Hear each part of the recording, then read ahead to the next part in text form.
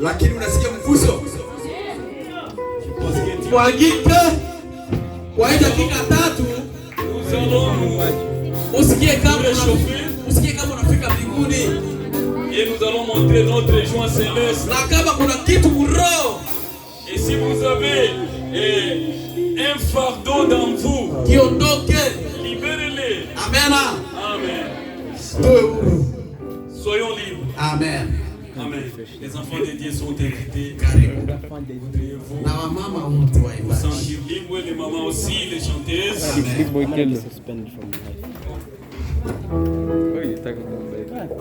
You make no sense. Alléluia. Il y a de la joie enseignée. Et Dieu vous bénisse. Amen.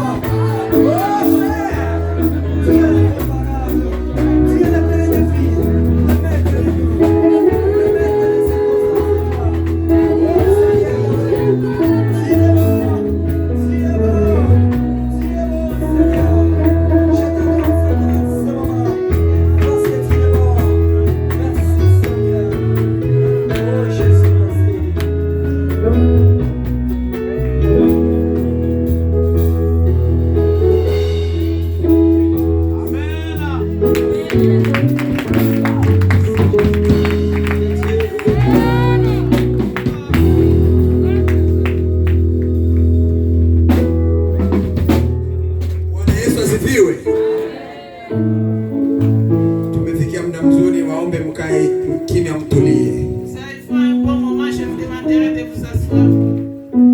Unajua kama ulikuwa unafuatana na mwimbaji alivyokuwa naimba, jina liliokuwa linatajwa, mwenye Mungu mwenye nguvu, Mungu mwenye heshima zote,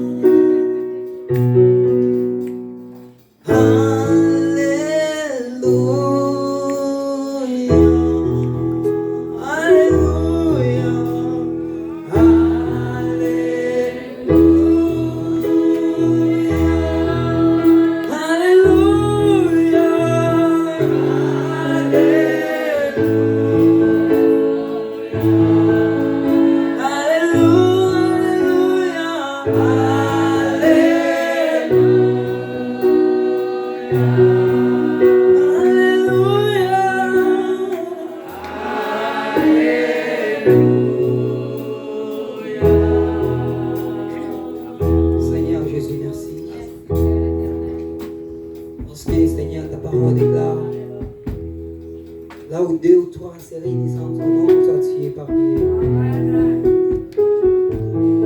Voici, Seigneur, au devant de toi, nous ne savons pas bien parler, mais la personne qui interprète pour nous auprès du Père, c'est toi le Saint-Esprit. C'est pourquoi j'invoque, Seigneur Jésus-Christ, Yahweh, ta mouvance dans ça. Touche nos cœurs. Parle à nos cœurs. Parce que la personne qui peut consoler nos cœurs, c'est toi le consolateur. Amen. Je bénis ton nom, parce que tu es bon. Et je t'adore pour les siècles des siècles, pour que les anges t'adorent. Au nom de Jésus. Amen.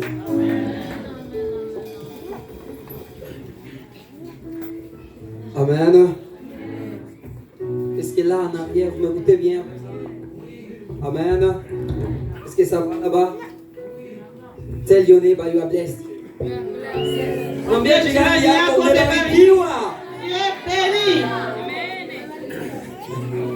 Alléluia.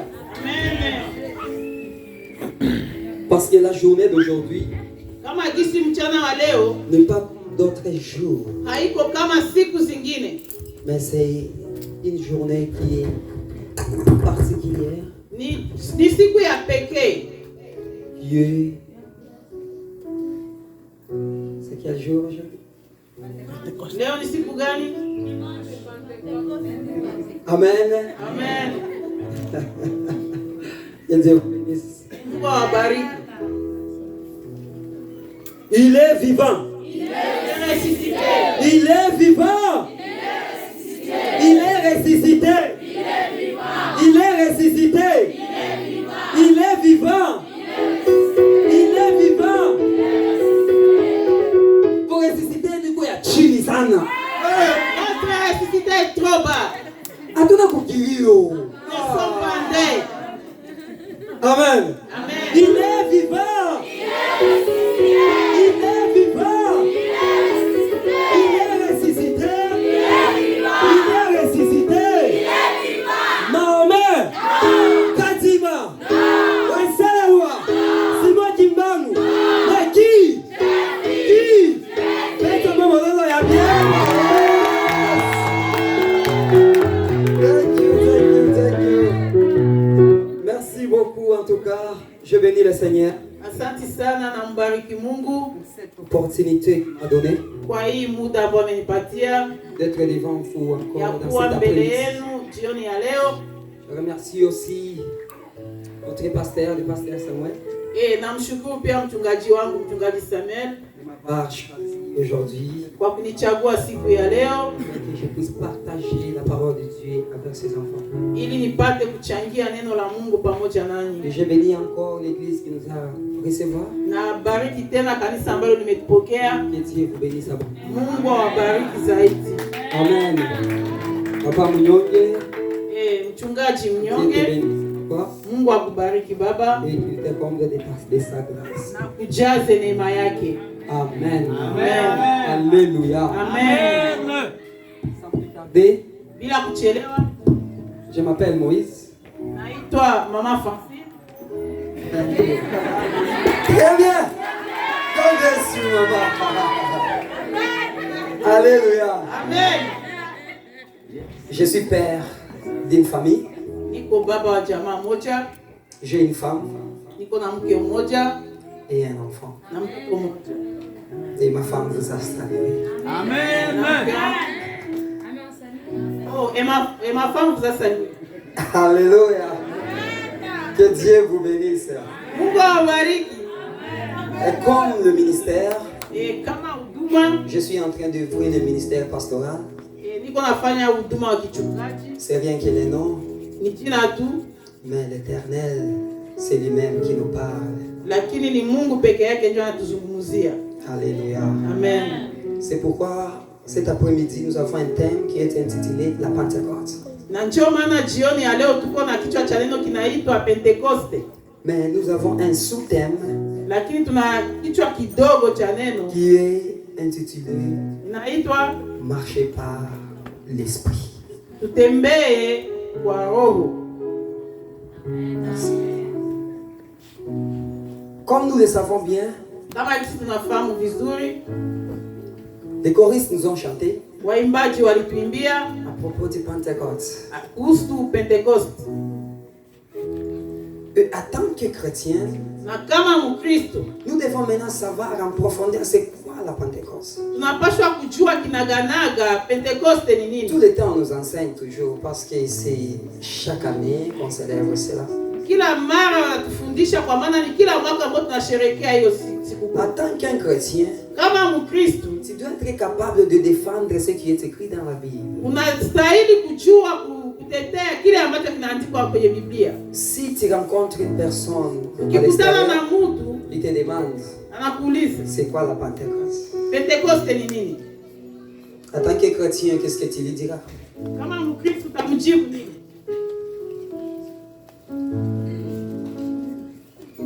Amen. Amen. Il y a des gens qui célèbrent, Kuna wale ambao mais wanasherehekea ils ne savent pas quoi ils célèbrent. lakini hawajui wanasherehekea nini. Il y a des gens qui louent, Kuna watu ambao wanasifu, qui célèbrent wanasherehekea la Pentecôte. Pentekoste. La Pentecôte. Pentekoste. Est-ce que tu vis cela? Unaishi hiyo?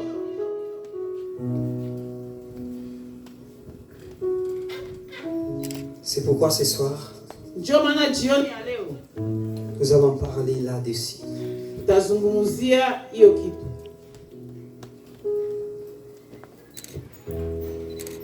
Parce que si je cite une personne ici de me dire c'est quoi la Pentecôte, Kwa maana kama nikitaja mtu hapa tuambie Pentekoste ni nini, il peut me répondre.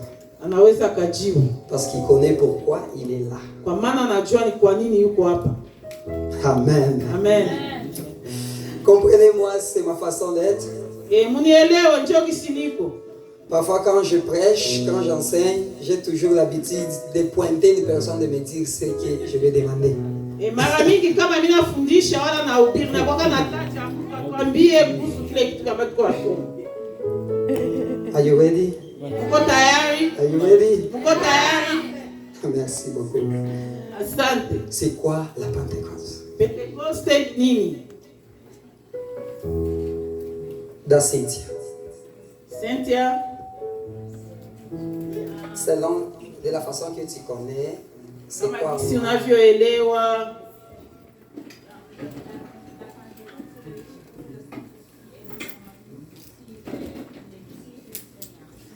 Pentekoste anasema ni siku ambayo Roho Mtakatifu alishukia mitume wa Yesu. Alléluia. Gloire à Dieu.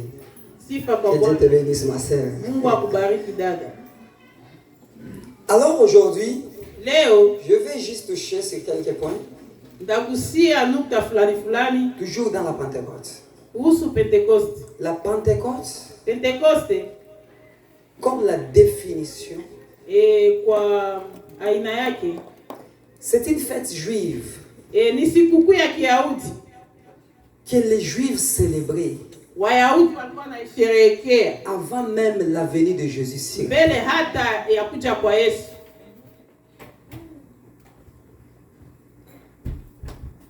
Parce que si je dis avant la venue de Jésus-Christ sur la terre, Kama nasema mbele ya kuja kwa Yesu Kristo hapa duniani, parce que lui-même, il était là avant qu'il ne vienne comme homme. kwa maana mbele yeye alikuwaka kabla hajakuja kama wanadamu, Parce que c'est lui qui est Dieu. kwa maana yeye ndiye Mungu. Alors nous avons Dieu le Père, le Fils et le Saint-Esprit. Na tunajua kama tuna Mungu Baba, Mwana na Roho Mtakatifu. Alors il était venu en tant qu'homme Alikuja kama mwanadamu pour nous montrer le chemin. ili apate kutuonesha njia. Il est venu comme en tant qu'homme Alikuja kama mwanadamu pour donner sa vie à rançon, ili apate kutoa maisha yake, afin de nous enlever dans toutes choses qu'on était, ili apate kutuondoa katika ile mambo ambayo tulikuwa ndani, afin que nous puissions voir sa gloire. ili tupate kuona utukufu wake. Amen. Amen.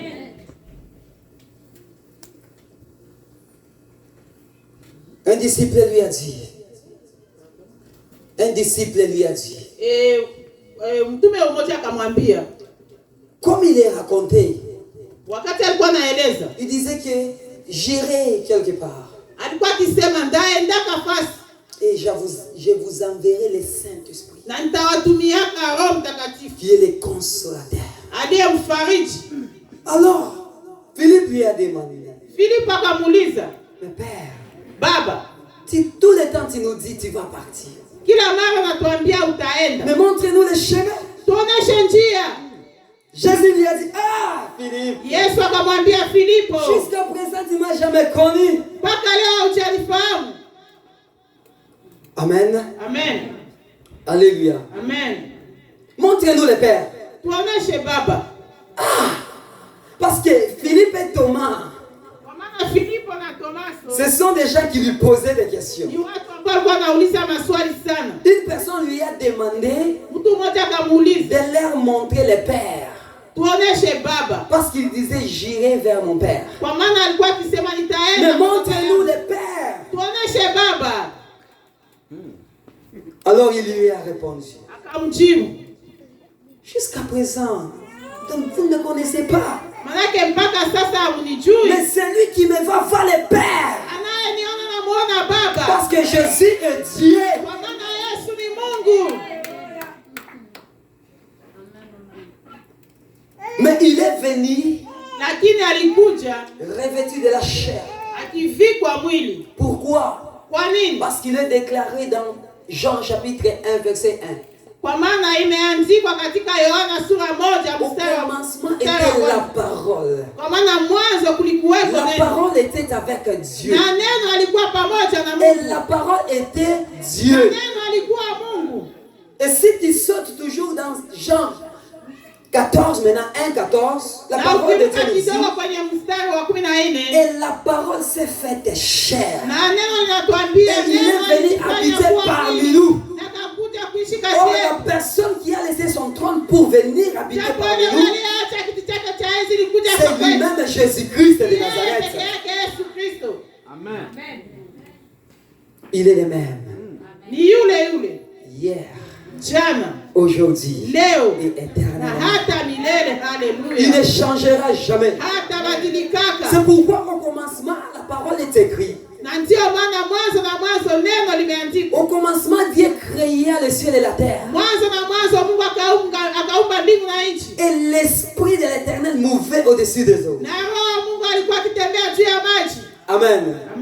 Alléluia. Mais qui était cet esprit?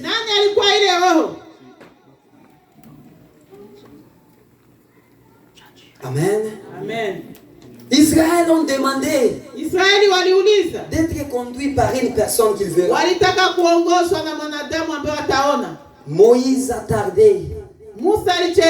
Ils ont fait un veau d'or. Que nous voyons quelque chose qui va nous accompagner. Amen. Mais lorsque Jésus était venu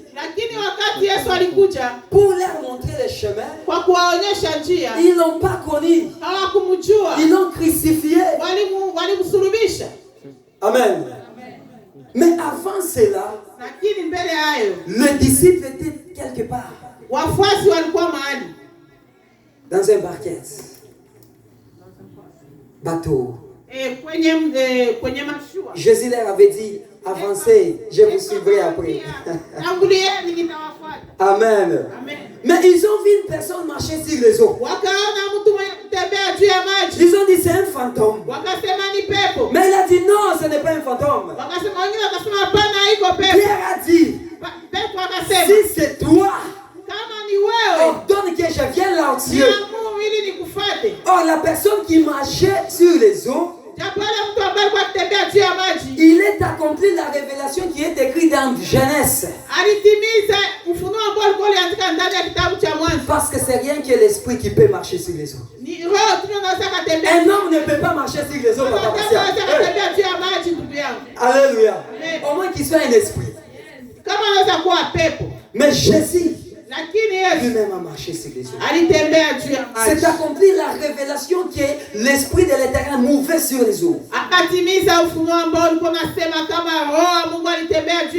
Alors lorsque lui il est venu, lui-même il a marché sur les eaux. Alléluia. Amen. La Pentecôte. C'était une fête juive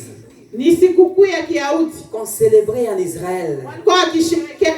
Parce que la Pentecôte n'avait pas commencé lors de l'effusion du Saint-Esprit. Allô? Allô?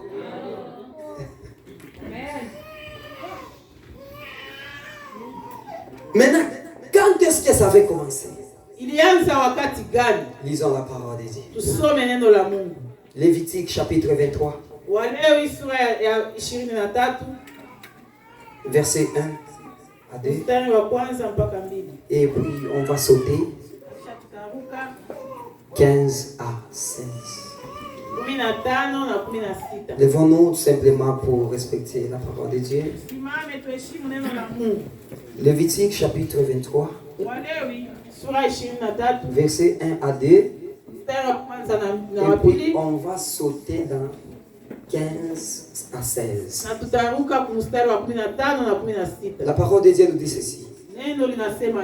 L'Éternel parla à Moïse et dit, parle aux enfants d'Israël et tu leur diras, les fêtes de l'Éternel que vous publierez seront des saintes convocations. Amen. Alors dans 15, la parole de Dieu nous dit dans 15, depuis le lendemain du sabbat, Des jours où vous apporterez la gerbe à être agitée à côté des autres, vous compterez 7 semaines entières.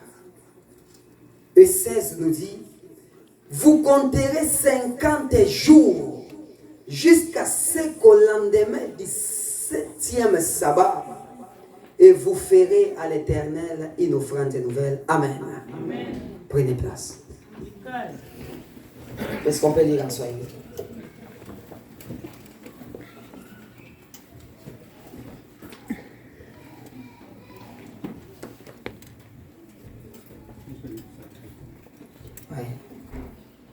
Levitique 23. Tunasoma Mambo ya Walawi sura 23 1 na 2 alafu tutaruka 15 16. Maandiko yanasema, kisha Bwana akanena na Musa na kumwambia, nena na wana wa Israeli na kuwaambia, sikukuu za Bwana ambazo mtazipigia mbiu kuwa ni makusanyiko matakatifu, hizi ni sikukuu zangu. 15 nasema, nanyi mtajihesabia tangu siku ya pili baada ya Sabato, tangu siku hiyo mliouleta mganda wa sadaka ya kutikiso, zitatimia Sabato 7. 16. Hata siku ya pili ya hiyo Sabato ya 7 mtahesabu siku 50, nanyi mtamsogezea Bwana sadaka ya unga mpya. Amen. Amen. Que Dieu vous bénisse, papa. La Pentecôte, comme la parole déclare, kama kisineno linasema que c'était 7 semaines après la Pâque ilikuwa ni inga 7 nyuma ya Pasaka que Israël célébrait Waisraeli walisherehekea avant la venue de Jésus. mbele ya kuja kwa Yesu. Donc il veut dire que la Pentecôte n'était pas commencée lors de l'effusion du Saint-Esprit. Manake inatuambia kama Pentecoste haikuanza wakati wa kushuka kwa Roho Mtakatifu. Amen, amen. Amen. Donc les Juifs célébraient cela.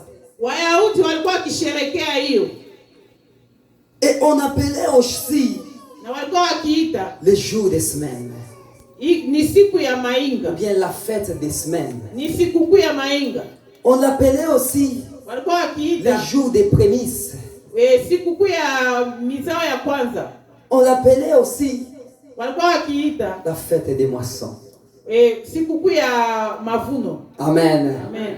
Alléluia. Amen. Alors comme les Juifs célébraient cela, Kama gisi Wayahudi walikuwa wakisherehekea ils hiyo. célébraient la Pâque.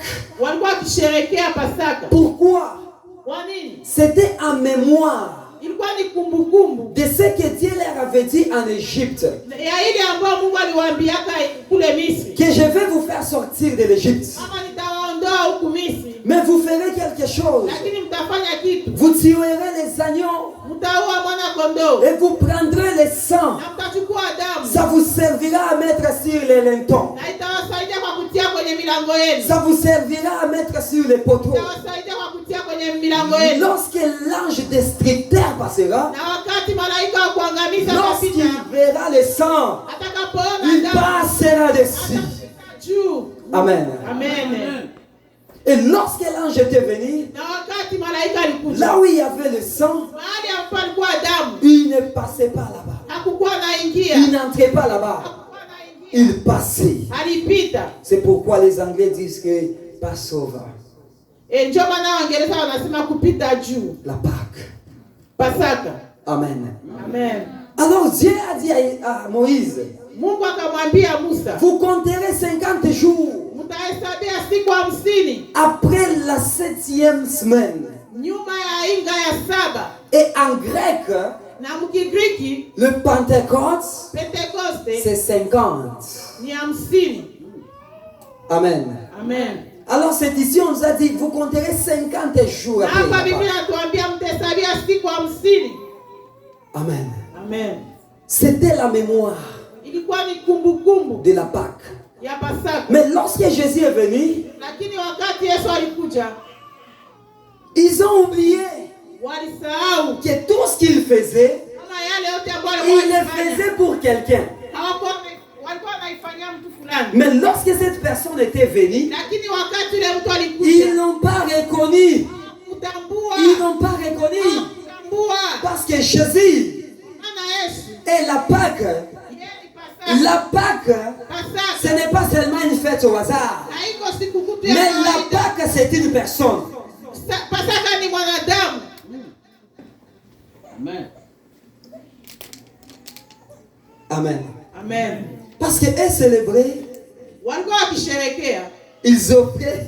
walikuwa wakitolea, Mais Jésus lui-même est venu. lakini Yesu binafsi akakuja. Maintenant, comme il était venu dans la nouvelle alliance, Kama gisi alikuja katika agano jipya, ce n'était pas important encore d'offrir haikuwa tena ya maana kutolea ou bien de prendre les agneaux. wala kuchukua mwana kondoo. C'est pourquoi à sa mort, Sio maana kwa wakati wa kifo la chake vallée s'est déchirée en deux. ile pazia lilipasuka, Et ceux qui étaient dans les lieux saints, na kile ambacho kilikuwa kwenye mahali ils patakatifu, ont eu l'accès d'entrer dans les lieux très saints. na walipata fursa ya kuingia mahali patakatifu pa patakatifu. Alléluia.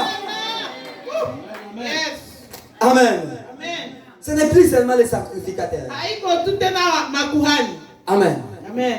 Mais toi aussi, Na wewe tu es capable d'y entrer. naona fursa sasa ya kuingia.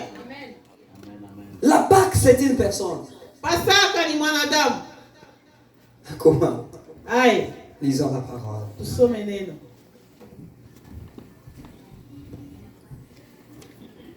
Nous allons lire Tasoma dans le livre des 1 Corinthiens, chapitre 5, katika kitabu cha kwanza cha Wakorinto sura ya 5 versets 7 à 8.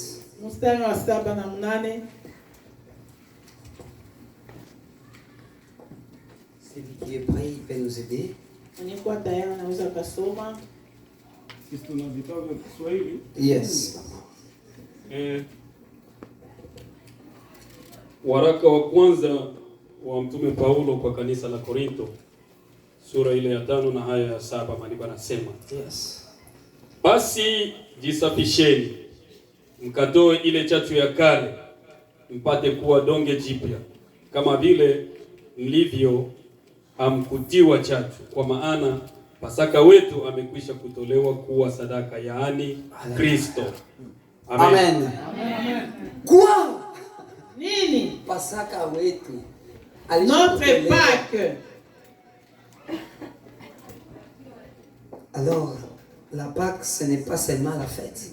Manake Pasaka haiko sikukuu tu. Mais c'est une personne de Jésus. Ni mwanadamu aliye Yesu. Parce qu'il est venu lui-même Kwa maana alikuja binafsi en tant qu'un agneau immolé. kama mwana kondoo mwenye kuchinjwa. C'est pourquoi Jean a dit, Sio maana Yohana alisema voici l'agneau de Dieu qui ôte le péché du kama monde. mwana kondoo wa Mungu aondoaye dhambi za Et dunia. lorsque les gens étaient au Jourdain, Wakati wanadamu walikuwa pale kwenye Yordani, ils croyaient voir un agneau avec 4 pattes. alijifikiria kuona mwana kondoo na miguu Mais ils minne. ont vu un agneau avec 2 jambes Lakini waliona mwana kondoo mwenye miguu qui miwili. marchait. Alikuwa Il akitembea. marchait. Alikuwa Il akitembea. marchait. Alikuwa akitembea. Arrivé là où était Jean, Mahali alipofika pale kwa il Yohana, a dit, je ne suis pas digne alisema sistahili d'ouvrir même les lacets de tes sandales. hata kama za viatu vyako, Parce qu'il a reconnu qu'avant Jean, kwa maana alitambua kwa mbele ya Yohana alikuwaka. Amen. Amen. Que Dieu vous bénisse. Mungu awabariki. Jésus-Christ, notre Pâque. Yesu Kristu Pasaka yetu. Je vais lire aussi en français pour ceux qui lisent. Tasoma nami kwa Kifaransa kwa wale ambao 2 Corinthiens, chapitre 5, versets 5 à 7. Oui. Wakorinto wa kwanza sura ya 5 mstari wa 7 na 8. C'est là où papa t'y a lu, non? Oui. Ah oui. C'est ça. La parole dit ceci. Neno la Mungu linasema hivi.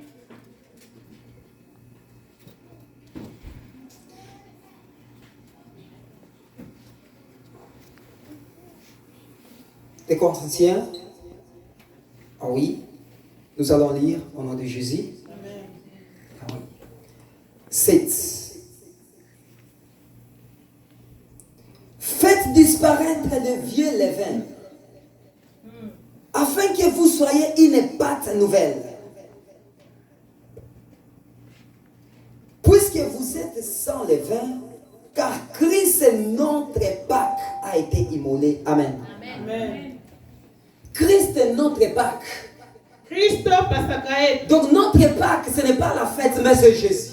Pasaka yetu haiko sikukuu lakini ni Yesu. Alors comme on comptait 50 après la Pâque, Na kisi walikuwa wakihesabia siku 50 nyuma ya Pasaka. Israël partait à Jérusalem Israeli walikuwa wakienda Yerusalema avec des choses pour offrir. na vitu vingi vya kutolea, Parce que c'était la fête des kwa moissons. maana ilikuwa ni sikukuu ya mavuno. Beaucoup de gens sortaient de différents endroits. Watu wengi walikuwa kutoka mahali tofauti, Ils venaient à Jérusalem walikuwa wakija pour Yerusalema célébrer la ili wapate Pentecôte. kusherehekea Pentekoste. Mais quand en Jésus, Lakini kwa Yesu, il avait préparé ses bons temps yeye aliandaa muda wake afin que tous les peuples du monde ili taifa lote sachent qu'il y a un Dieu dans les cieux. wapate kujua kwa kuna Mungu mbinguni. Et la parole nous dit ceci. Na neno linatuambia Comme hivi, ils étaient tous ensemble sisi walikuwa wote pamoja dans la chambre haute, katika chumba cha juu, il vint un vent comme un vent impétueux. wakasikia kama mpepeo Et ils ont été remplis du na Saint-Esprit. wakajazwa na Roho Et Mtakatifu ils ont commencé à parler en na langue. walianza kusema Ils kwa ont commencé à lugha, parler en langue. walianza kunena kwa lugha. Celui qui parlait grec, qui m'aime. Mwenye alikuwa akizungumza Il écoutait une personne qui avait déjà qui mouait. Aïe, aïe. Alléluia. Celui qui venait de n'importe quelle partie, Kila mtu akitokea mahali popote pale il a écouté sa langue. alisikia lugha yake, Mais la langue maternelle. tena lugha ya kule kwa wazazi. Il a dit, ces gens, Alikuwa anauliza Yohana, ne parlent-ils de nos propres langues? wewe unazungumza lugha yetu ya binafsi? Ah. Hai. Il y a d'autres qui disaient, Wengine walikuwa wakisema, laissez-les, ils sont ivres. muwaache walilewa. Mais Pierre s'est tenu avec les 11. Lakini na Petro Il a dit alisema na non. wote, Ils ne hapana, sont pas ivres. hawakulewa, Parce qu'il est encore 9h du matin. kwa maana ingali saa 3 ya asubuhi. Mais ils étaient remplis du Saint-Esprit. Wamejazwa na Roho Mtakatifu. Amen. Amen. Le Saint-Esprit Roho Mtakatifu était venu alikuja pour nous aider, kwa kutusaidia toi et moi, wewe na mimi, afin de voir la paix. ili tupate kuona uzima. Et toi, Na wewe tu as le Saint-Esprit? uko na Roho Mtakatifu? Combien de gens ont le Saint-Esprit? Watu wangapi wana Roho Mtakatifu mahali hapa? Haleluya. Que Dieu vous bénisse. Mungu awabariki. Amen, amen. Amen. Celui qui est conduit par l'Esprit, Yule ambaye anaongozwa na Roho il va se séparer avec l'œuvre de la chair. ataachana na matendo ya mwili.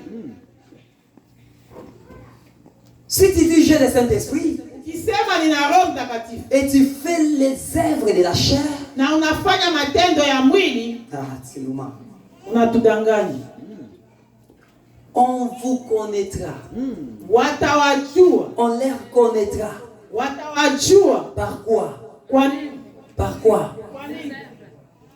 Par les œuvres. Kwa matendo. Toi tu dis je suis rempli du Saint-Esprit. Unasema ninajaa na Roho Mais Mtakatifu. dans toi il y a la haine contre ton Ndani ami. yako mna chuki. Toi qui sais dire j'ai le Saint-Esprit et moi. Unajiambia nina Roho Mais Mtakatifu. en toi tu ne veux pas pardonner. Na ndani yako hutaki kusamea.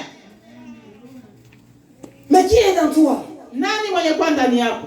Parce que ce n'est pas le Saint-Esprit. Maana haiko Roho Mtakatifu. Dieu est amour. Mungu ni upendo. Tu ne peux pas dire à ton voisin que je t'aime.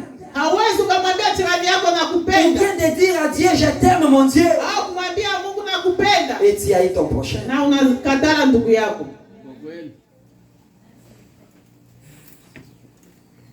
Parce que le Saint-Esprit Kwa maana Roho Mtakatifu a une nature. iko na hali Le yake. Saint-Esprit, Roho Mtakatifu il a des fruits. iko na matunda yake. Et le premier fruit, Na tunda la kwanza c'est quoi? ni nini? Upendo. L'amour. Amen. Amen.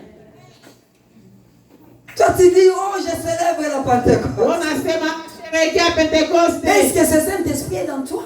Ule Roho Mtakatifu uko ndani yako? S'il est dans toi, Kama yuko ndani yako, qu'il soit manifeste. ajitukuze. Qu'on voie cela par tes œuvres. Tuione kwa matendo yako.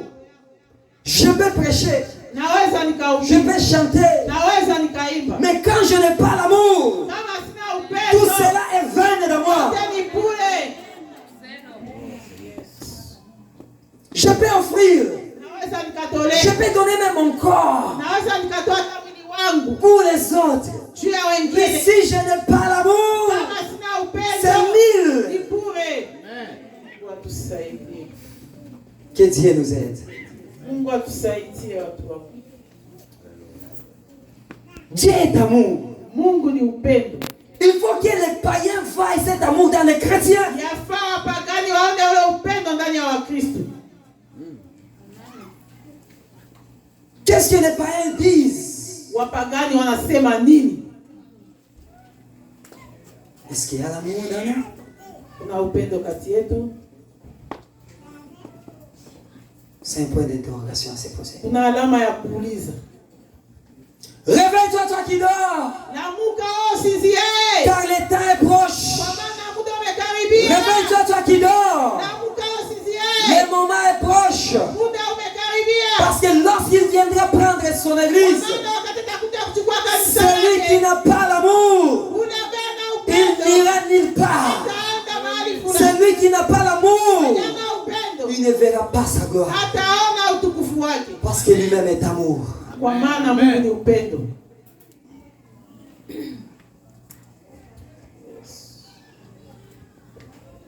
J'aime Dieu.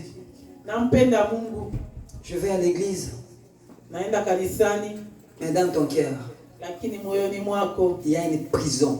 kuna kasho, uko gereza. Tu as déjà mis ton père là-bas. Ushakaweka baba yako Tu ndani. as déjà mis ton enfant là-bas. Ushakaweka mtoto wako ndani. Tu as mis ton mari là-bas. Ushakaweka mume wako Tu as ndani. mis ta femme là-bas. Ushakaweka mke wako Et tu ndani. viens maintenant. Na unakuja sasa. Loué, loué, loué. Loué. Upendo, upendo. Toi, tu as l'amour, toi. Est-ce que toi uko na upendo wewe? Celui qui est rempli par l'esprit, Yule ambaye anajana il va faire ce que l'esprit de l'éternel lui dit de faire. anapaswa kufanya kile ambacho Roho Mtakatifu anamwambia kufanya. Si tu ne pardonnes pas, Kama hausamehe, tu n'as pas Dieu dans toi. hauna Mungu ndani yako. Parce que Dieu est amour. Kwa maana Mungu ni upendo. Amen. Libère ton cœur. Achilia moyo wako. Libère ton cœur. Achilia moyo wako. Libère, dégage. Fungua, achilia. Le Seigneur revient bientôt. Bwana anarudi. Il vient bientôt. Anarudi. Avec ce qui est sur ton cœur. Na kile chote ambacho kiko kwenye moyo wako. S'il vient ce soir, Akija jioni ya leo, est-ce que tu iras? utaenda? C'est une question à se poser chaque jour. Ni swali ya kujiuliza kila siku. Dans Matthieu, on nous dit ceci.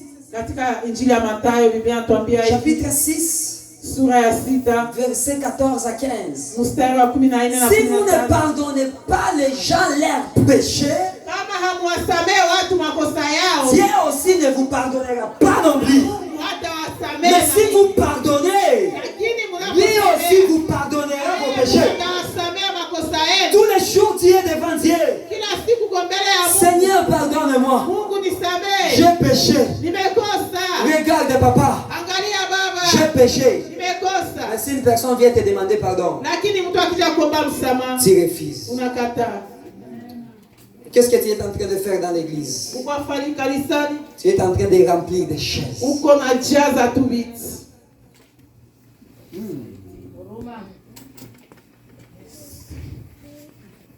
Le Saint-Esprit, Roho Mtakatifu il est saint. ni mtakatifu. Il est saint. Ni mtakatifu. Il est saint. Ni mtakatifu. Lorsqu'il est dans l'homme, Kama yuko ndani ya il mwanadamu, conduit l'homme. anamuongoza mwanadamu. Il est comme un chauffeur. Yuko kama dereva. Parce que si vous prenez la voiture, Kwa maana kama unachukua gari, vous êtes sur la montagne, uko kwenye mlima, vous poussez seulement. unaachiliaka tu na sukuma. S'il n'y a pas un chauffeur, Kama hakuna dereva, qu'est-ce qui va arriver? nini tatokea? À l'accident. Que Dieu te bénisse. Ajali. maman. Parce que la voiture peut aller n'importe où. Kwa maana gari inaweza likaenda Même mahali dans popote. l'arbre, ça peut tout simplement connaître. Hata kwenye mti tagonga tu. Même dans l'eau, ça peut être. Hata Ça peut aller. itaenda kuanguka Mais hapo. s'il y a un chauffeur, Lakini kama mna il dereva, saura comment conduire. atajua jinsi S'il va l'arbre, bora yake. il va épargner. Atajikingia. Et le Saint-Esprit est là dans nous. Na Roho Mtakatifu Afin de nous montrer le chemin. ili apate kutuonesha Afin de nous montrer des bonnes choses à ili faire. apate kutuonesha mambo Et à mazuri éviter le mal. na kuacha mabaya. Alors ne sois sois pas comme une voiture sans chauffeur. Usikuwe kama gari isiyokuwa na dereva.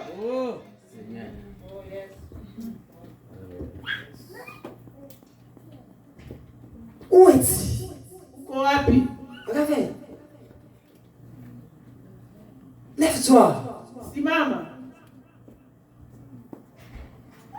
La vie que nous avons sur la terre Maisha ambayo tuko nayo hapa kudunia est courte. ni mafupi. Est courte. Mafupi. Avant que toi tu ne viennes, Mbele ya wewe kuja, il y avait d'autres personnes. kulikuwa watu wengine. Où est-ce qu'ils sont? Wako wapi?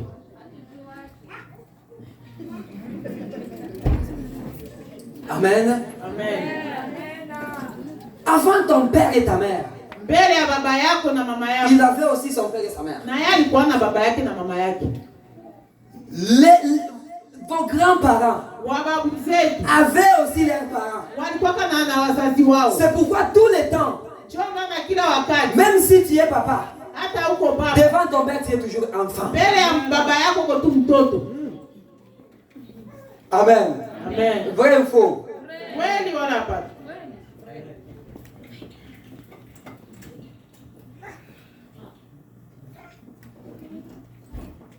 Le Saint-Esprit, Roho Mtakatifu il est saint. ni mtakatifu, Il est saint. ni mtakatifu, Il est saint. ni mtakatifu. Corrige tes erreurs. Safisha makosa yako, Parce que tu ne sais pas ce qui peut t'arriver aujourd'hui. kwa maana haujui kila kitu kinaweza kutokea leo.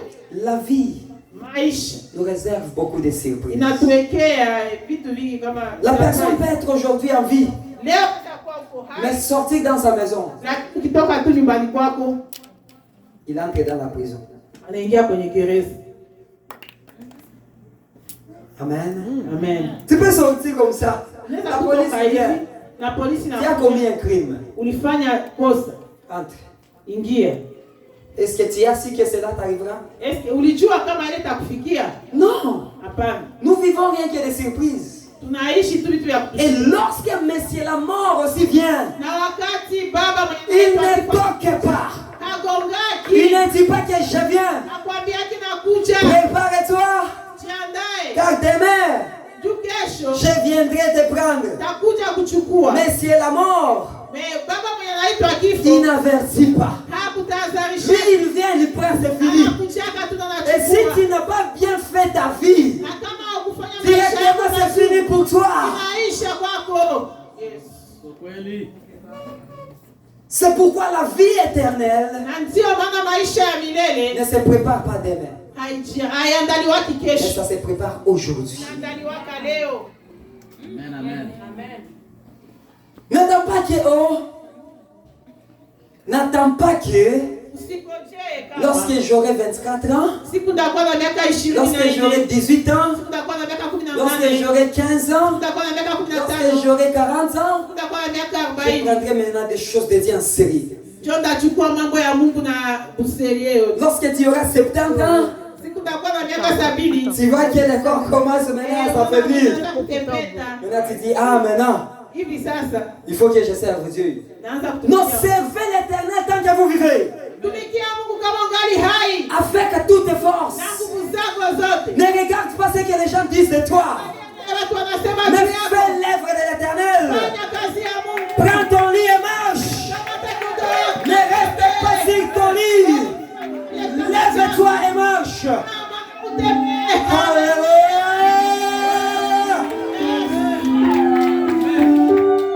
Ne reste pas sur place. Usibakie pale pale. Ne reste pas sur ton lit. Baki kwenye kitanda Car chako. lorsque Jésus-Christ a rencontré cet infirme, Kwa maana wakati Yesu alikutana na yule kilema, il lui a dit, alimwambia, que veux-tu que je fasse pour toi? nataka nikufanyie kwa nini kwako? Je n'ai personne Sina mtu pour me pousser dans l'eau. ili apate kunisukuma On te kwenye maji. demande, que veux-tu que je fasse pour toi? Anakuuliza Aïe, nataka aïe. nikufanyie nini? Alléluia. Bartimée était malin. Bartimayo alikuwa mjanja. On lui a demandé, que veux-tu que je fasse? Alimuuliza nataka nikufanyie nini? Je veux voir.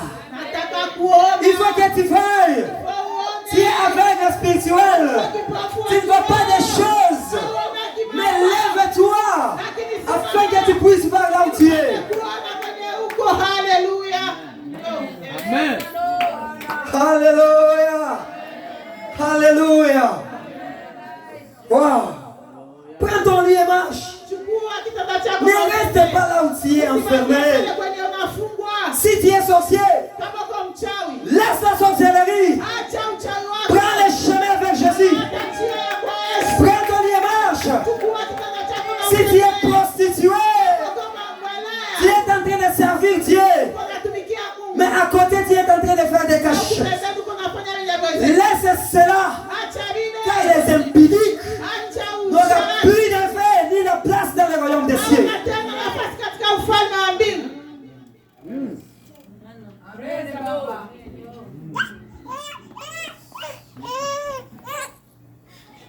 Marchons selon l'esprit, Tutembee katika roho afin que nous voyions la gloire des ili cieux. tupate kuona utukufu wa mbinguni.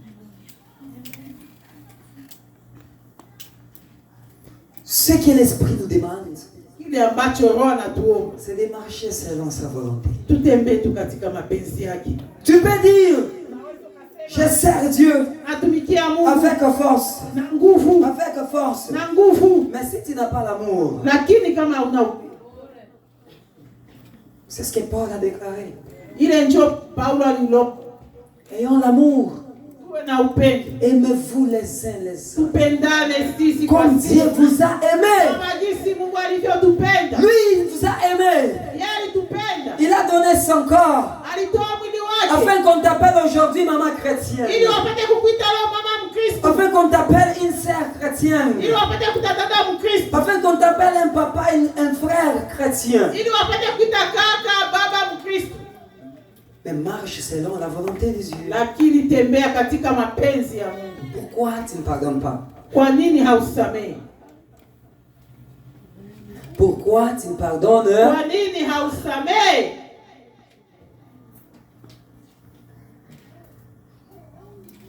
Achilia upako Yesu. Haleluya. Oh. Amen. Amen. Et le cœur de pardonner, bien-aimé. Tuwe na mioyo ya kusamea S'il wapendwa, vous plaît, na wasi pour voir le royaume des cieux, ili tupate kuona ufalme wa ce mbinguni. n'est pas une chose facile. Haiko mzaa.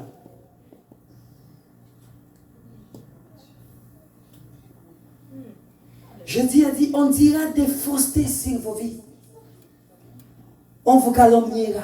Yesu alisema watawanenea On uongo, dira des faussetés sur vous. watasema mambo Mais ya soyez uongo. dans l'allégresse. Lakini Parce que mfurahie. votre place est au ciel. Nafasi yenu iko mbinguni. Laissez le monde parler. Acha dunia Mais iseme. si tu veux pardonner, Lakini ukitaka ne kusamea, demande pas les conseils à ton mari. usilombe shauri kwa Si tu mume veux wako. pardonner, ne demande pas d'abord à ta femme. Usiulize kwanza Si mke tu veux wako. pardonner, ne demande pas à ton père. Usiulize baba Ne yako. demande pas à ta mère. Usiulize mama yako. Parce que tu iras toi seul. Maana utaenda Ton mwenyewe. père restera. Ta mère restera. Mais tu mourras seul. Et tu dois préparer ton chemin. Utaenda njia yako. Alléluia. Attends d'abord, je vais d'abord demander mon mari. Chunga kwani ulize mume wangu. Il est venu me demander pardon. Alikuwa kuniomba msamaha. Je peux pardonner. Ndio msamehe. Est-ce que c'est ton mari qui a le ciel?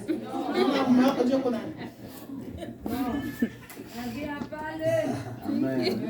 Alléluia.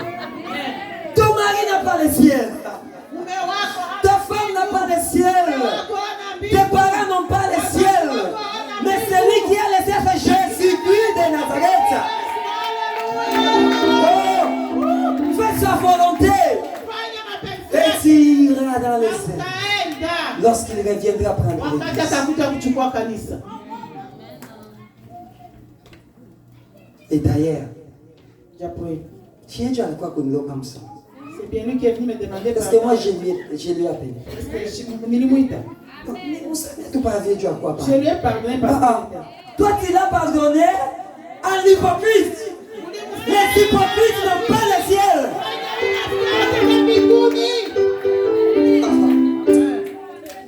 Que Dieu nous pardonne vraiment. Mungu atusamehe. L'hypocrisie remplit aujourd'hui l'église. Unafiki unajaa leo kanisa. Lorsque vous êtes à des Kama mko wawili. pasteur, Pastor. c'est ça. Enjoy hivyo. Oui, papa. Baba. Mais lorsque tu tournes le dos, tu lui donnes le dos, il tombe gongo. Alléluia. Alléluia. Celui qui est venu, je ne l'ai pas appelé. Je l'ai tout simplement, je te pardonne, je l'ai dit seulement.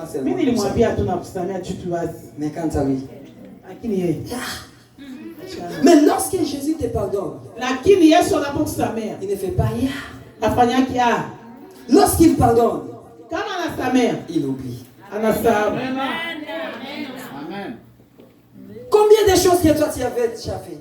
Ulishafanya mambo mangapi? Est-ce qu'on t'a mis dans la prison? Balikutiaka mgereza? Tu t'es agenouillé? Ulishuka Tu as magoti? demandé pardon à Dieu. Ulomba msamaha kwa Mungu? Et si tu veux qu'il t'accepte, Na ukitaka akukubali, accepte aussi les autres.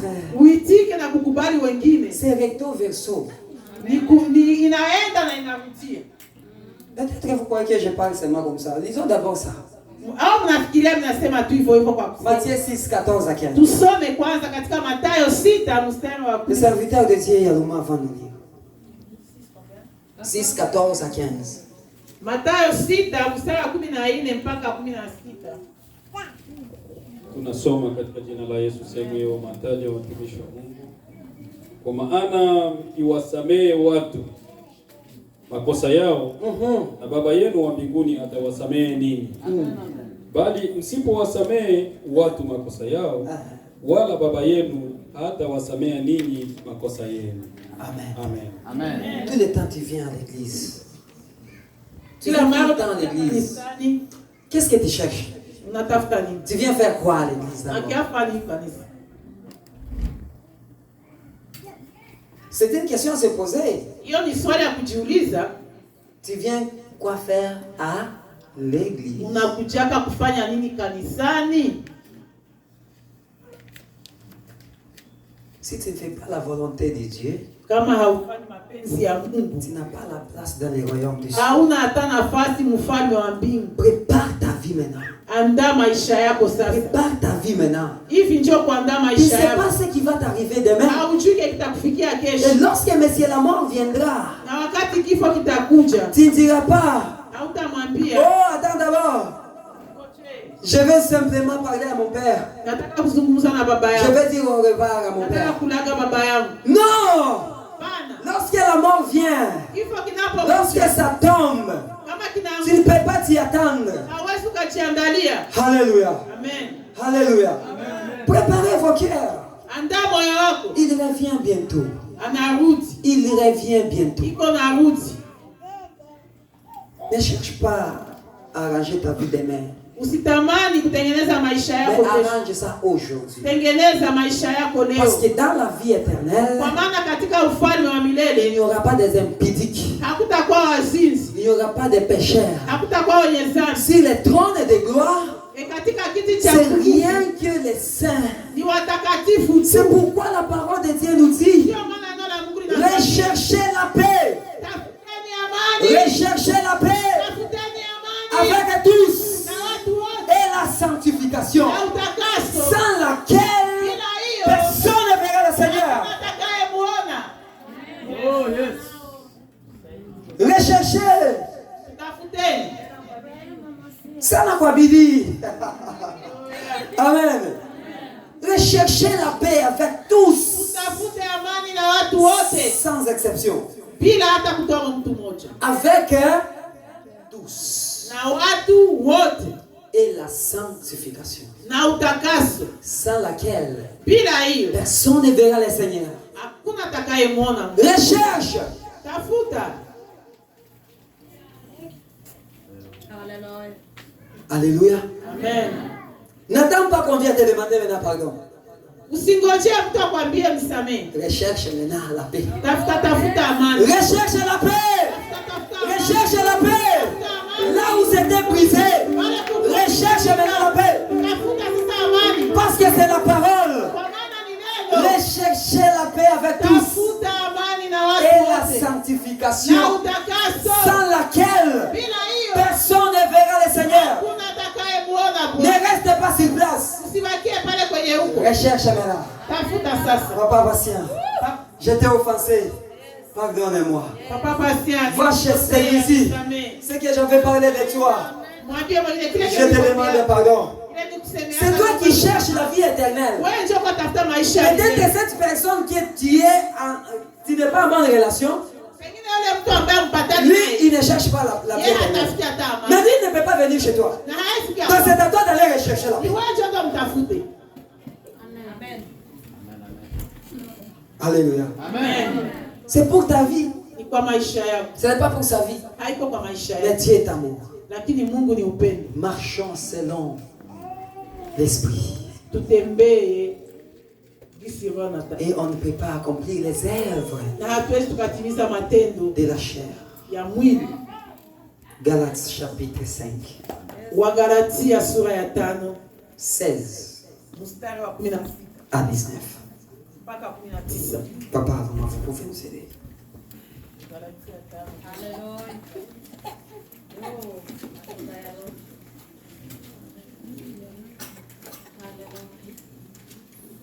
Galates chapitre 5, verset 16. Tunasoma barua ya Mtume Paulo kwa kanisa la Galatia, sura ya 5 na mstari wa 16 hadi 19. Écoutez bien, bien. Maandiko yanasema, Yes. basi nasema enendeni kwa roho, wala hamtatimiza kamwe tamaa za mwili, kwa sababu mwili utamani ukishindana na roho, na roho kushindana na mwili, kwa maana hizi zimepingana, hata haziwezi kufanya mnayoyataka. Lakini mkuongozwa na roho, hapo hampo chini ya sheria. Basi matendo ya mwili ni dhahiri, Écoutez maintenant. ndiyo haya: uasherati, uchafu, ufisadi, ibada la sanamu, uchawi, uadui, ugomvi, wivu, hasira, fitina, faraka, uzushi, usuda, ulevi, ulafi na mambo yanayofanana na hayo. Katika hayo nawaambia mapema, kama nilivyokwisha kuwaambia, ya kwamba watu watendao mambo ya jinsi hiyo hawataurithi ufalme wa Mungu. Amen. Amen. Je vais te déranger encore, papa. Je ne peux pas encore prêcher. Commence à citer un par un. Que celui qui se trouve dans ce qu'on va dire ici, donc il n'a pas la vie éternelle. Nous tous, nous sommes dans moi aussi, je suis inclus. Vas-y, papa. Basi nasema enendeni kwa roho, wala hamtatimiza kamwe tamaa za mwili. Marchez selon l'esprit et vous n'accomplirez pas les œuvres de la chair. Kwa sababu mwili utamani La ukishindana chair na roho, a ses désirs qui est contraire à l'esprit. na roho ushindana na mwili, kwa maana hizi zinapingana, hata haziwezi kufanya mnayoyataka. Tous les deux. Lorsque tu veux pardonner, le corps te dit, ah, laisse d'abord, dors. Le corps aime dormir. Tu dors. Et puis tu oublies. Les jours passent. Tu restes toujours dans ce que tu es. Continue, papa. Lakini mkiongozwa na roho, Mais si vous êtes conduit par l'esprit, hampo chini ya sheria. vous n'êtes plus sous la loi. Basi matendo ya mwili ni dhahiri, Écoutez maintenant les œuvres de la chair. ndiyo haya: C'est ça. uasherati, Moi aussi, je vais commencer à répéter en français, papa, afin qu'on puisse aller ensemble. Pour ceux qui écoutent français, qu'ils puissent aussi saisir de quelque chose. Or, les œuvres de la chair sont manifestes. Ce sont, commence, papa, uasherati, l'impudicité, uchafu, l'impureté, ufisadi, la dissolution, ibada ya sanamu. l'idolâtrie. Stop, papa. Amen. Écoutez quelque chose. Si ta grand-mère t'avait donné quelque chose, de mettre sur l'ange, en disant que c'est ça ta protection, et toi tu es en Christ, mais tu te confies toujours dans ce que ta grand-mère t'avait donné, tu es sur l'idolâtrie.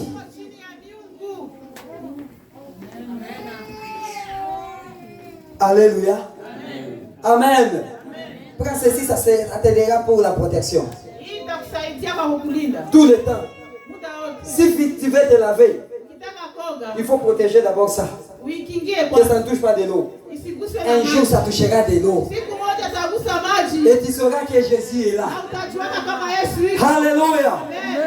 S'il y a une statue dans la maison, s'il y a une statue peut-être dans la maison, tous les jours, avant de dormir, tu pries Dieu et puis tu pries la statuette.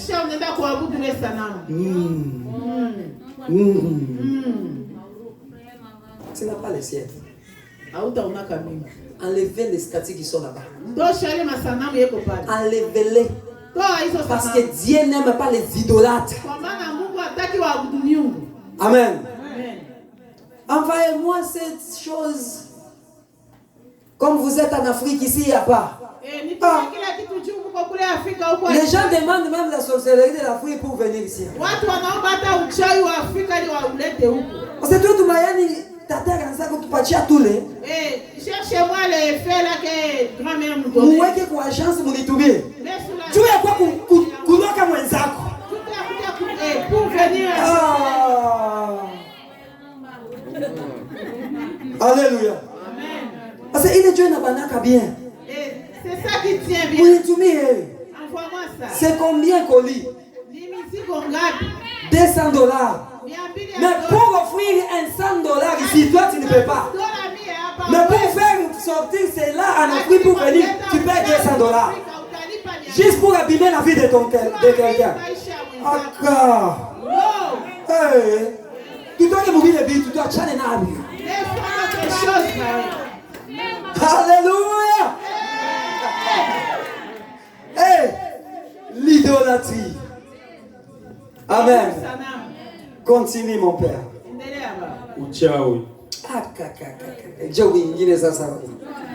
Unatoka kwa Afrika uko muloji. Tu viens de l'Afrique étant sorcier. Unakuya huko uko paka muloji. Mais kila siku kunakuwa kuimba, kuhubiri na mkanisa. Aïe aïe aïe. Eh, bien-aimé. Arrête cela. Tosha kale kitu ndani yako. Porque uone Mungu wako nakuya. Amen. Ukatoshe. Kwa kuona wachungaji wako hapa. Beko na nguvu ya kukudelivrer buloji. Ils ont la force de te délivrer de la sorcellerie. Dieu leur avait donné pour le pouvoir et la puissance. Amen. Huku nya kukalaka hata mfumo mwa hivi. Ici il n'y a même pas de guérisseur. Huku kubulai huku. Ici au Canada. Kama ni kwetu kule. Si c'était là chez nous. Iki mtu ananifanyia. Cette personne m'a fait. Ningeenda kuona mtu fulani. J'allais voir. Wao wanatafuta na bachawi humu. Quand tu cherches encore les sorciers. Bafetisha huku na batafuta humu. Les féticheurs tu les cherches. Tuachane na vile vitu. Ule kwa Yuda bafetisha ni Yesu. Yako na uwezo wa kukupa vitu vyote. Achana na bafu. Achana navyo. Eko na kwa kubeba kanisa. Il vient prendre son église. Utakuwa wapi? Il sera où?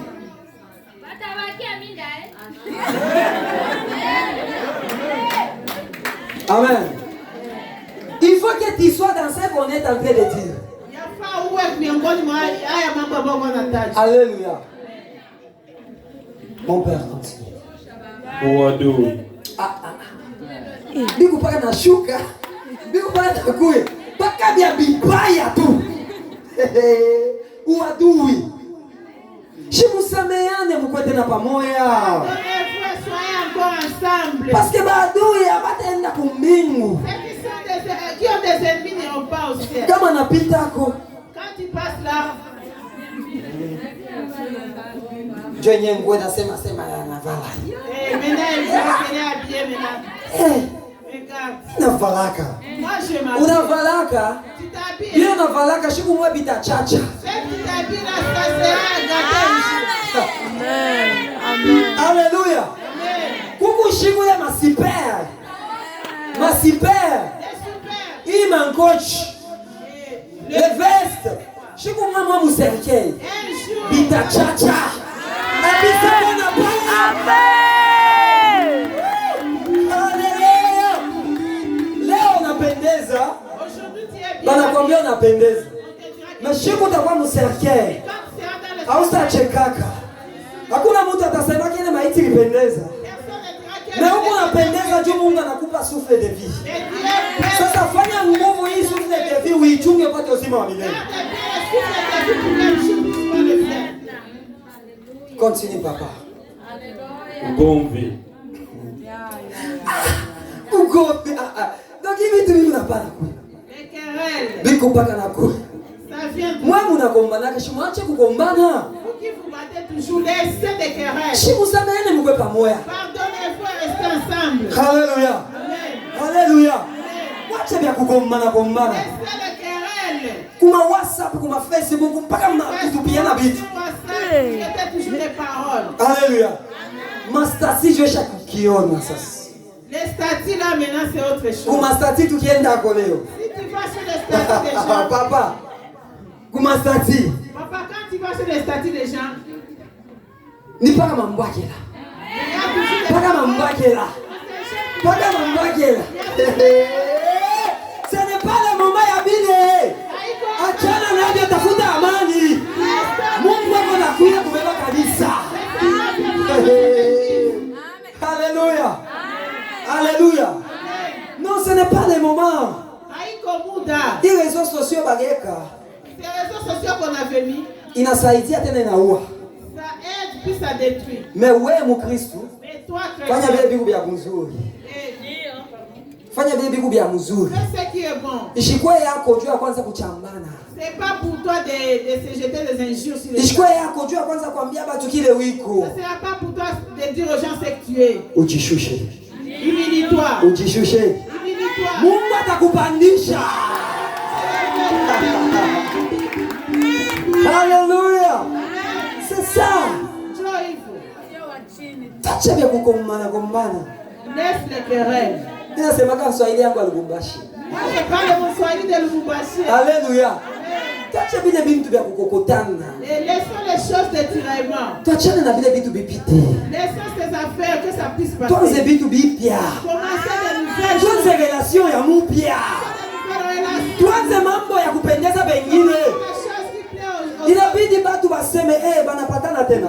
Il faut que les gens disent que ils se sont encore. Batu basha kupenda vile huko. Les gens ont aimé ce que tu es. Na bakishikia sasa unapatana na ule mshakosana Et bana quand ils shirika. attendent que tu es maintenant en bonne relation avec une autre personne, Habana na mbingu wa kukupatia. ils n'ont pas le ciel à te donner. Habana nafasi batakupeleka. Wewe uende tafute amani. Toi tu vas chercher la paix. Poke upate mbingu. Que tu aies le ciel. Ule roho iko ndani yako. Celui qui est en toi, Akusaidie. qui t'aide, Akupele nguvu. qui te donne la force Yawe kupika pa. de faire un pas, Yawe kuendelea. de continuer. Ataka batasema. Même s'ils font parler, Kilicho mimi namuomba msamaha. que c'est moi qui est parti demander À pardon. cause de Jésus. Tu es à Yesu. À cause du sang de Tu Jésus. es à damu ya Yesu. À cause de la crucifixion. Tu es suluhisho kwa À Yesu. cause de la croix. Moi je fais un pas pour aller demander pardon. Moi je fais un pas pour chercher la paix. Même s'ils diront qu'ils disent cela. Mais toi sois en paix avec ton prochain.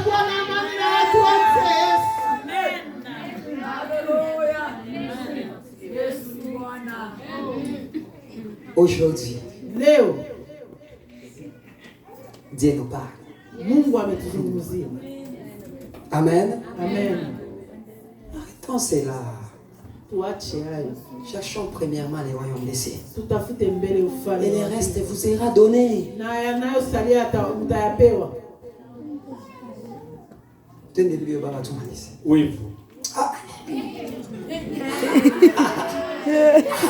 Encore. Et oui vous. Aïe Aïe aïe aïe aïe aïe aïe. Afuya na Jonaka, hein?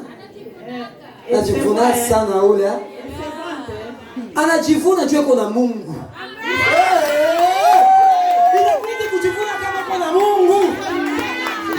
Acha ajivune Mungu. Na hapana kujivuna mbibaya. Hallelujah. Hey, Wivu. la jalousie. Wenzako akimba mzuri. Quand l'autre chante bien, Wanampatiaka pa yeye aimbishi. et on lui donne seulement lui. Yeko na neema ya kuimba, wewe una nayo. Hallelujah.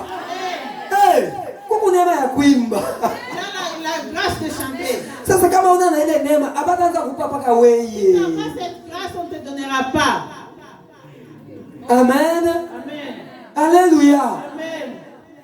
Tu vas mpendaki. Je ne l'aime pas. Isa kiongoza na mpendaka. Et s'il modère, je l'aime. Amen. Amen. Ce n'est pas ça. Haiko hiyo. Il y a les dons. Kuna Il y a karama. les dons du Saint-Esprit. Kuna karama za Roho Mtakatifu. Huyu anaweza kuwa na ya kutabiri, wewe una nayo, shishike bwivu. Il peut avoir les dons de prophétie, mais toi tu n'en as pas. Na wewe unaweza kuwa nayo ya kusaidia ba Tu masikini. peux aussi avoir celui d'aider les Ushitafute tafute paka ya kuprofetiser. Ne cherchez pas ce qui est superposé. Ne cherche pas toujours à prophétiser. Tafute tu kutabiri. Amen. Alléluia. Si Dieu t'a donné à prophétiser, Kama Mungu alipatia. prophétise selon l'esprit. Tabiri kama sivako. N'écoutez pas quelque histoire en dehors et puis tu viens prophétiser dans l'église. Kule nje shaka kutabiri hapa mkanisa. Ça, ce sont des fausses prophéties. Ile ni mautabiri ya bongo. Ushakushikia sasa washakukosana. Ushasikia. Jona kwa sasa unaanza rata papa. Mungu anasema hapana, ile maprofesia vile Non. inabidi ya kutoka kwa Mungu.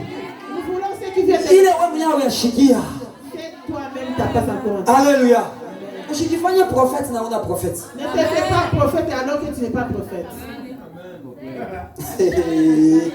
Alléluia. Chaque personne a ses dons. Kila mtu ana karama yake. Si ton ami a un don quelconque, Kama ndugu yako ana karama fulani, aie la joie furahia parce que Dieu kwa maana Mungu l'a donné. alimupa. Toi aussi, Na il y wewe a un don. una Peut-être que tu karama ne connais pas. yenye haujui. Vous ne rêvez pas. Haulotaki. Je unaona karama ya ndoto, je unalotaka. Suko na dia Sasa unatafuta pale ya prophétie tu kwa sababu ule mwingine. Toi, tu veux seulement les dons de prophétie pour être comme l'autre là. Alléluia. Amen. Alléluia. Non. Rizika na kile wiko. Et sois satisfait de ce que tu Mungu as. ashitakuwa kubeba karama ikupeleke kumbingu. Le Seigneur ne fera Na pas. kile kitakufanya wewe kuende kumbingu ni kutafuta amani na bantu wote Chercher la paix avec tout le na monde. utakaso. Et la sanctification. Jo pale utamwona Mungu. Tu verras Dieu. Alléluia. Amen. Alléluia. Amen. Abashuka ba. Hasira. Asira. Wow. Asira. La colère. Asira. Tous les deux types colériques. Tu vas tuer personne, toi.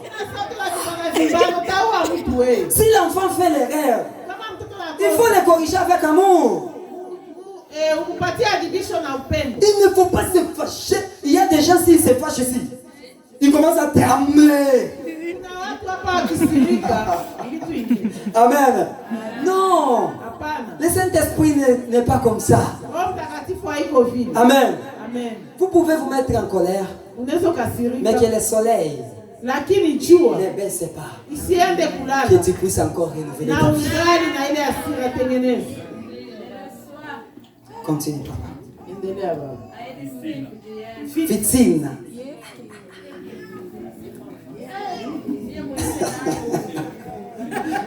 Yeah, c'est parallèle avec la rancune. Maana fitina inaendana na rancune. Alléluia. Amen, amen. Il ne faut pas être des rancuniers. Usikuwe mtu wa fitina. À Dieu seul Ni Mungu, ni kwa Mungu peke yake. appartient la vengeance. Njoo kuna kulipisha kisasi. Mtu ashibishane kisasi. Tu ne te vengeras pas toi-même. Juba kufanya hivi na wewe urudishe. Non. Parce que quand on te fait ceci pour toi, Bale batu beko nenda kumbingwa bakwaje hivi. quand tu vas au ciel, tu peux pas. Banaweza kukukosea.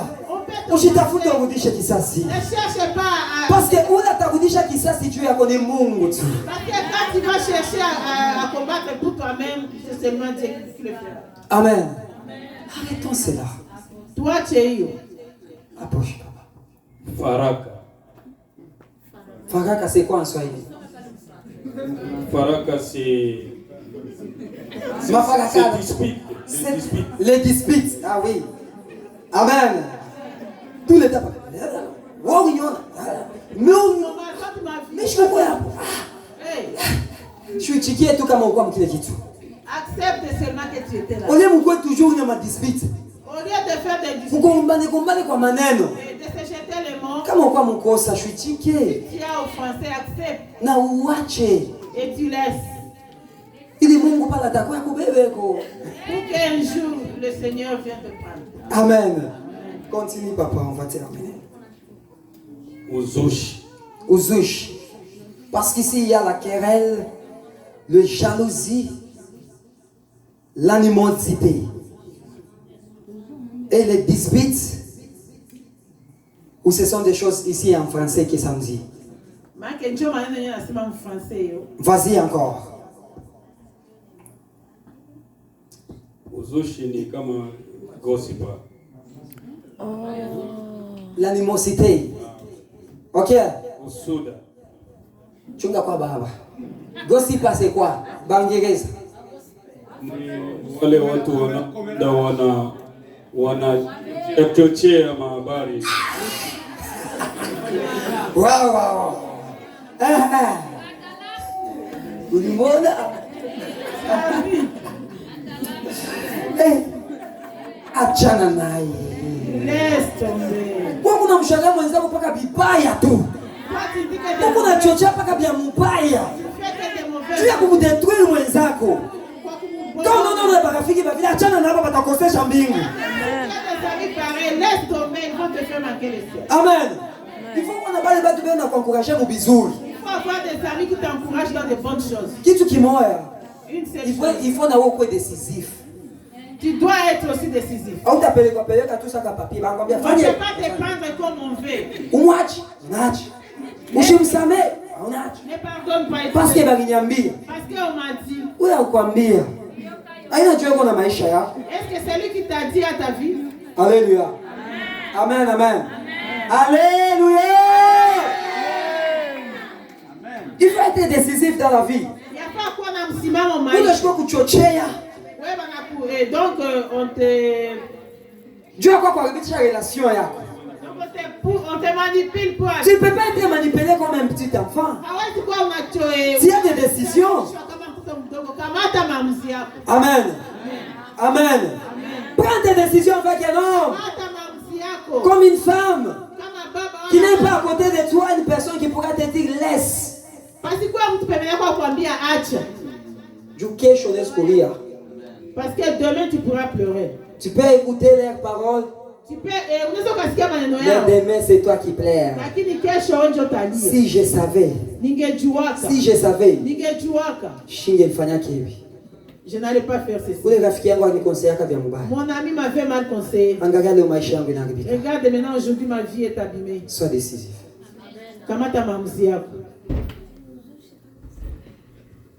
Yes, papa, on y va. Usuda. Les 7. Continue. L'envie. Ulevi.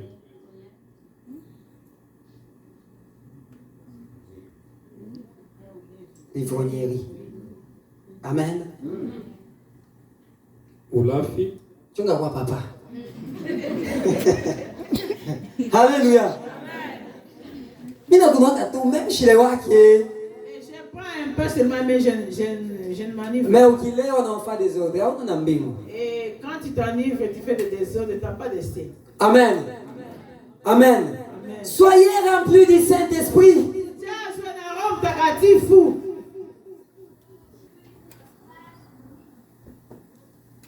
Alléluia. Amen. Oulé vient bien. Et s'enivrer n'est pas bon. C'est pourquoi moi quand je dans ces maka ukunwa nizambi mwache. Juba na yo conséquence ya bile. Certaines églises ont dit que prendre de l'alcool c'est un péché parce qu'ils savent que ça t'amènera quelque part. Ils t'appellent ka fasi fulani. Amen. Ika whisky tu na kunaka juu ya baridi mimi. Bon, je prends seulement un petit peu de whisky à cause du froid. Alléluia. Shipa ula kumwambiaka nani? Mwanafunzi wake Timothée, beba tu kidogo na mimi na nikaloko tu. Mais ukikuna kaloko, unashikia vyakuna ya kuongeza. Unaongeza. Inaongeza. Inakupatia bulevi. Unafanya dhambi. Tu augmentes puis tu vas t'enivrer, tu as péché. Continue pas.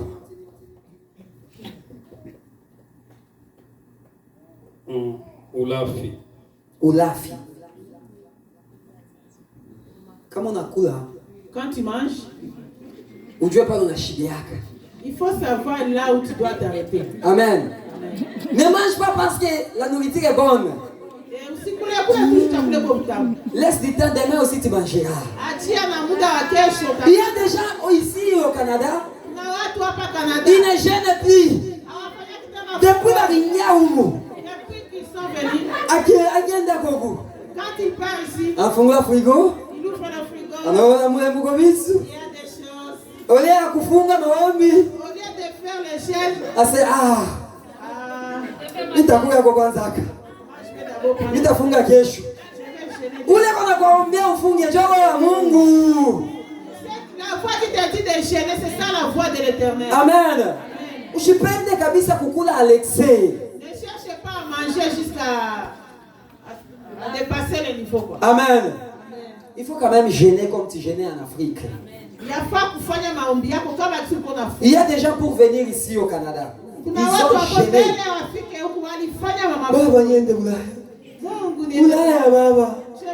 Mon peuple yote ya blocage na ikatala.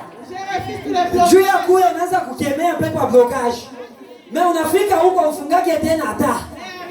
Est-ce qu'on a un pepo ya blocage kisha kukwacha? Le démon de blocage t'a laissé. Peut-être kisha kukufuata hata mu finance. Peut-être que ça t'a même suivi dans les finances. Unatumika. Tu travailles sa tembo. Comme un éléphant. Unakula. Tu manges. Sa bujengele. Comme Angula tena kulia kwa bila unatumika. Tu manges même pas. Kila siku nikutuma tu. Tu envoies. Nikutuma tu. Uko unatumika wewe. Mais watu wengine wao wanakula. Kula kwanza kubiako. Papa Pasteur, que Dieu te bénisse. Amen. Amen. Ne faites pas des choses, n'importe quelle chose à l'excès. Usifanye kitu chochote kile kwa kuzidisha. Tout excès est nuisible. Ukizidisha tu ni makosa. Approche papa. Na mambo yanayofanana na hayo. Mambo ya hii yote tunasema hapa. Et toutes choses qui ressemblent. Inasema nini baba? Hii mambo. Na mambo yanayofanana na hayo. Kama nilivyokwisha kuambia ya kwamba watu watendao mambo ya jinsi hiyo wale watu wanafanya kima mama hawataurithi ufalme wa Mungu. N'hériteront pas la vie éternelle. Tena ndio. Tusimame.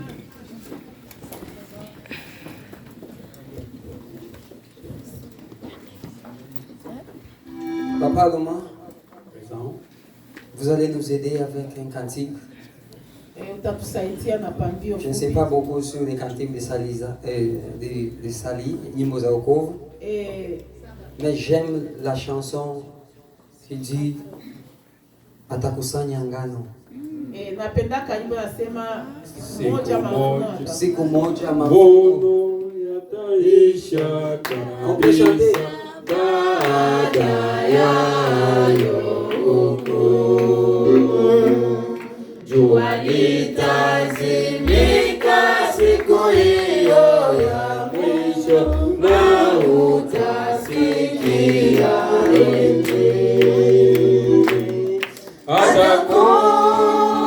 atakusanya ngano kwa furaha ndani bali makapi yote yatatupwa motoni, rafiki utakuwa bali makapi yote yatatupwa motoni, rafiki utakuwa mahubiri na nyimbo za wokovu wa Mungu zitakaponya majani. Réfléchis à cette chanson.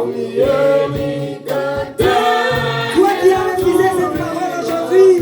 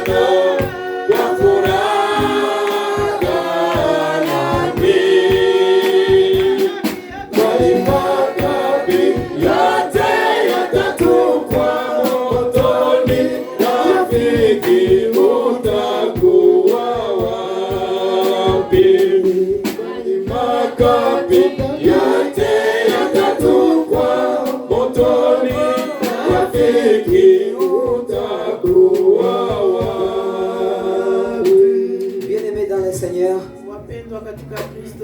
en ces moments, nous allons prier.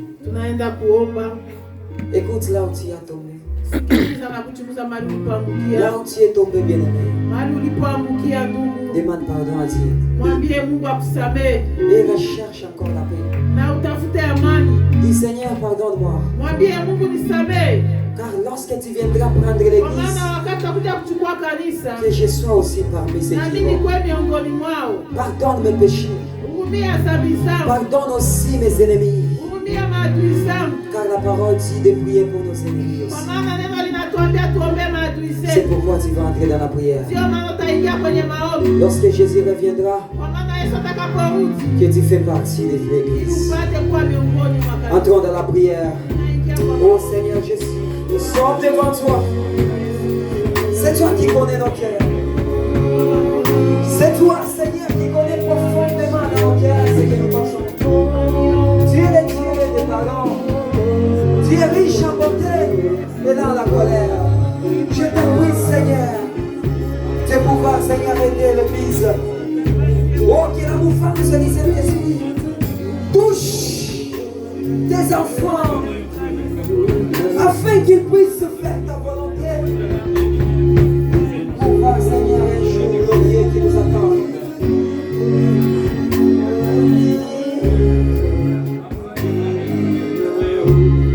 Atakusanya,